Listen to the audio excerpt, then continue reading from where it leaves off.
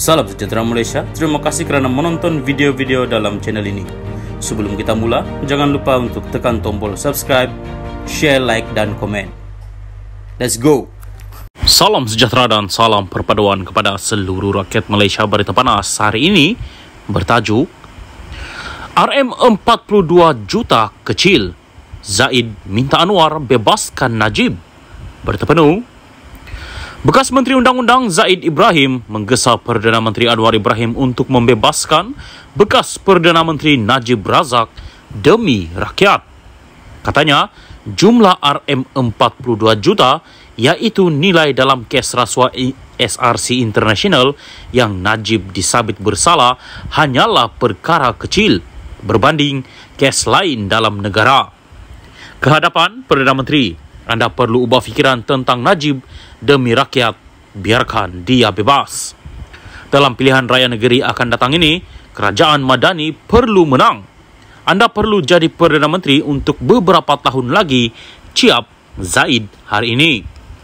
Zaid berkata, UMNO kini dalam keadaan lemah dan hanya Najib yang mampu membantu parti itu menang dalam PRN yang akan diadakan di 6 negeri nanti. Sudah tentu, dia sudah didapati bersalah. Tetapi dalam scheme of things, RM42 juta adalah small change. Lagipun mulai sekarang, rasuah adalah perkara yang sudah berlalu di bawah kepimpinan anda yang tegas dan bersih.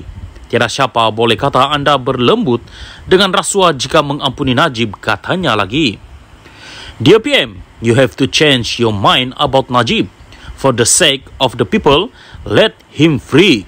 This coming election, Madani needs to win. You need to be PM for a few more years. UMNO is weak. Only Najib will help you win. Sure, he was found guilty, but in the scheme of things, 42 million. Zaid kemudian memberitahu Malaysia kini bahawa dia hanya menyatakan RM42 juta dalam kes bekas Perdana Menteri itu adalah lebih kecil berbanding kes-kes rasuah lain yang melibatkan ratusan juta atau malah berbilion ringgit. Najib kini menjalani hukuman penjara 12 tahun dan denda RM210 juta berikutan tuduhan rasuah terhadapnya dalam kes SRC International berjumlah RM42 juta ringgit. UMNO sebelum ini telah membuat permohonan agar bekas Perdana Menteri itu diberi pengampunan diraja. Anwar yang turut menganggotai lembaga pengampunan telah menjelaskan setiap individu yang disabitkan bersalah ada hak untuk mendapatkan pembebasan dengan memfailkan permohonan dengan lembaga itu. Bagaimanapun, dia berkata pengampunan adalah hak mutlak yang di-Pertuan Agong. Salam sejahtera dan salam perpaduan kepada seluruh rakyat Malaysia. Berita panas hari ini bertajuk Hadi, kerajaan kini dikendalikan orang tak bermoral, dikelilingi syaitan bisu. Berita penuh. PAS terus mengecam kerajaan Malaysia yang ada sekarang dengan menganggap ia dikendalikan oleh golongan tidak bermoral sama sekali, termasuk banduan dan perasuah serta tidak berakidah. Presiden PAS Abdul Hadi Awang turut menggambarkan kerajaan negara ini menjadi lebih teruk dan tidak dapat diubah keadaannya kerana dikelilingi syaitan-syaitan bisu. Dia kemudian meletakkan kesalahan atas keadaan yang dianggapnya buruk itu kepada orang Islam yang gagal memilih pemimpin yang baik. Kita sedang menyaksikan kerajaan campuran daripada kalangan mereka yang tidak beriman dan tidak berakhlak, terdiri daripada banduan, perasuah dan penipu yang tidak berakidah dan tidak berakhlak, dikelilingi pula oleh syaitan-syaitan bisu yang mendiamkan diri terhadap kemungkaran yang berlaku di hadapan mereka. Hal ini berlaku akibat daripada meninggalkan kewajipan memilih pemimpin yang beriman dan berakhlak, katanya dalam kenyataan yang dibuat melalui hantaran rutinnya di media sosial hari ini. Menurut ahli Parlimen Marang, itu seseorang individu yang hanya berilmu masih tidak memadai untuk menjadi pemimpin kerana mereka perlu beriman, berakhlak, baik dan bertafakwa, faham mengenai hal agama. Dia yang pernah dilantik menjadi duta khas bertaraf menteri oleh kerajaan sebelum ini beranggapan rakyat berada dalam keadaan paling berbahaya kerana negara ini didakwanya diperintah oleh golongan yang mendapat pengaruh bukan Islam. Keadaan ini berlaku, tambah Abdul Hadi, apabila umat Islam kita berpecah belah sehingga ia dikuasai oleh kerajaan yang didominasi oleh bukan Islam. Keadaan itu berlaku, dakwanya, kerana ramai orang Islam yang tidak keluar mengundi.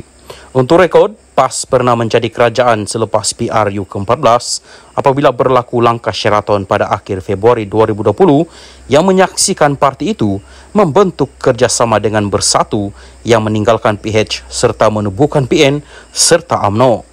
Ketika itu, Presiden Bersatu dan pengurusi PN Muhyiddin Yassin dilantik sebagai Perdana Menteri menggantikan Dr.